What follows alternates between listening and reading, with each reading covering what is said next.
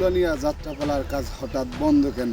কি এমন ঘটেছে যার কারণে থেমে রয়েছে পুরো আয়োজন? এ নিয়ে অনেক প্রশ্ন উঠেছে এলাকায়।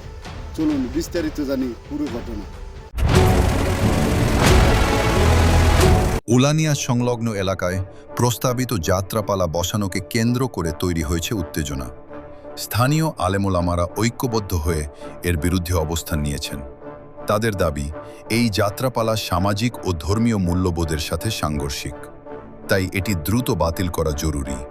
এই দাবিকে সামনে রেখে তারা গণস্বাক্ষর সংগ্রহ করে বিষয়টি ঊর্ধ্বতন কর্তৃপক্ষের কাছে উপস্থাপন করেছেন। প্রথম দিকে যাত্রাপালার প্রস্তুতিমূলক কাজ শুরু হলেও গত কয়েকদিন ধরে সেই কাজ বন্ধ রয়েছে। এতে এলাকাবাসীর মাঝে কিছুটা স্বস্তি ফিরেছে, তবে এখনও চূড়ান্ত সিদ্ধান্তের অপেক্ষায় রয়েছেন সবাই। স্থানীয়দের প্রত্যাশা, প্রশাসন দ্রুত এই বিষয়ে কার্যকর সিদ্ধান্ত নেবে। পরিস্থিতি শান্ত রাখতে সকল পক্ষকে সংযত থাকার আহ্বান জানানো হয়েছে। দক্ষিণ বাংলা সংবাদ, সত্যের সাথে সব সময়।